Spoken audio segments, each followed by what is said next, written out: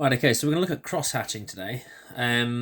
So, if you've got something like a biro, getting shade is quite easy. It works the same as a pencil. Basically, if you push hard, you get that dark tone. And as you push lighter, it gets lighter. And as you push lighter still, it gets lighter still.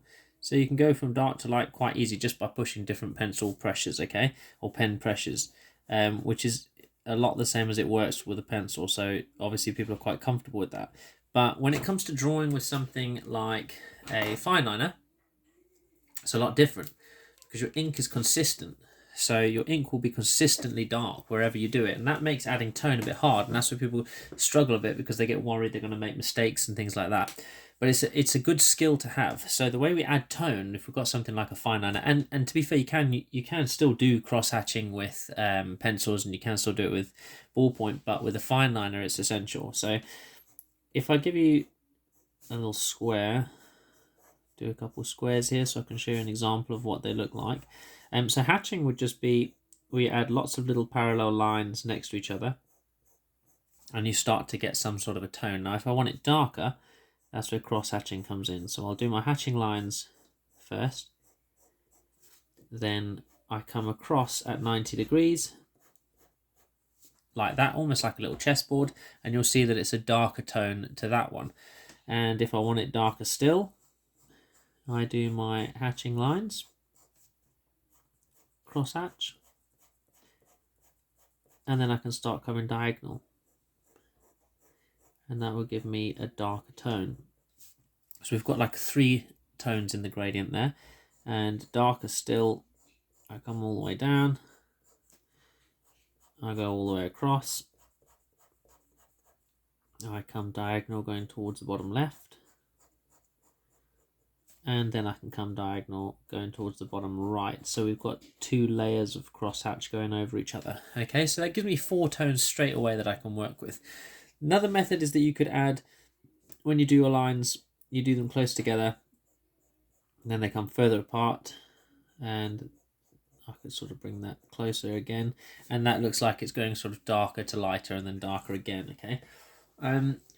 So I've taken a picture here, just like a quick sketch from a photo, and I'm going to use cross-hatching to add tone to this, okay? So under the nose is quite dark because we get a light source coming from the top, so I've marked out the area of shadow there. So I want these lines to be very close to each other.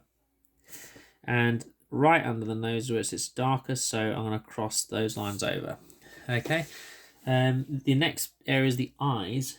You tend to find that there's quite a strong shadow cast, so I like to follow the direction that I'm going to lead the viewer's eyes in. So if you notice, my lines sort of curve towards the nose because I want them to look there and sort of move down the page.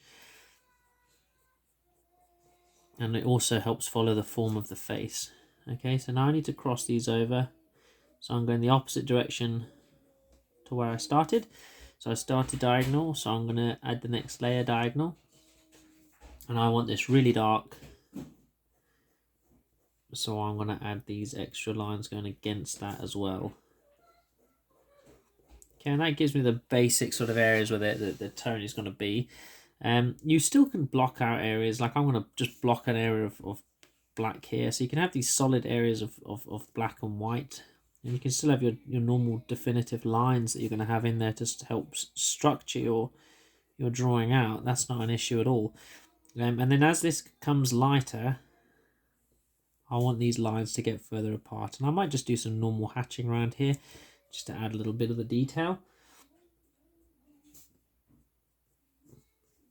And then here you've got that line where the forehead sort of joins onto the side of the head, and I want that to be prominent but not too prominent. And I know that there might be some eyebrows there, so I could make a sort of darker area just along the top there. Okay, now at this point you're going to want your eyes to sort of stand out a little bit. Now your eyes are white, so I might add that little darker bit just going around them just to make sure that they stand out a little bit. Lips, key with lips is that your top lip, if the light comes from above, your top lip always tends to be in shadow.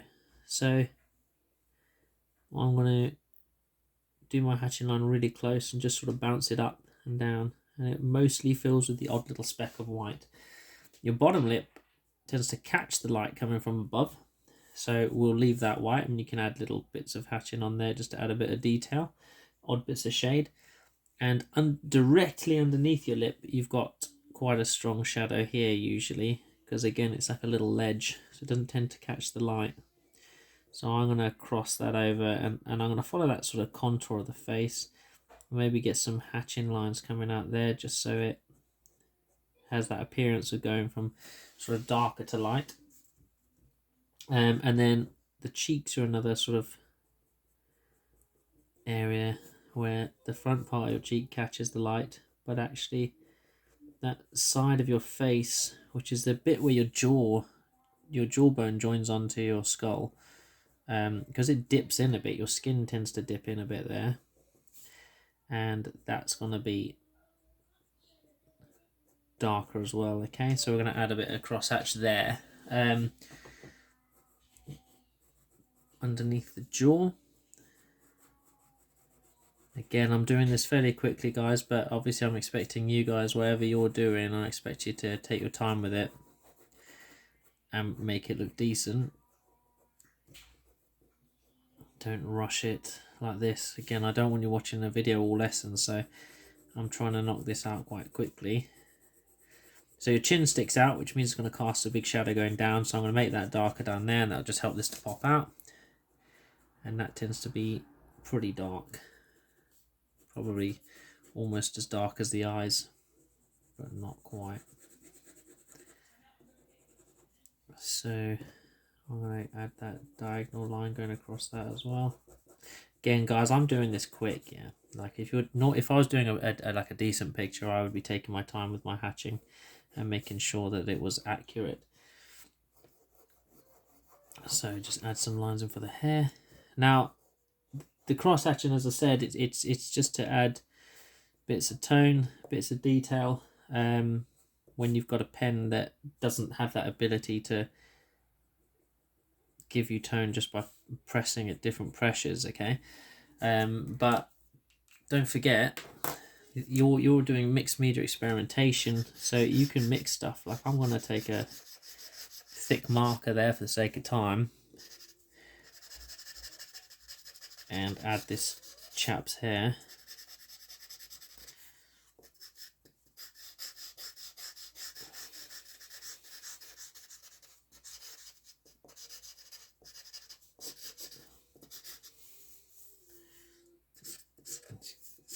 Give him a bit of a jacket.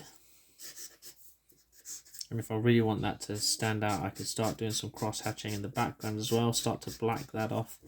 You can already see that the ears start to stand out, and then it will look more like he's emerging from the shadows.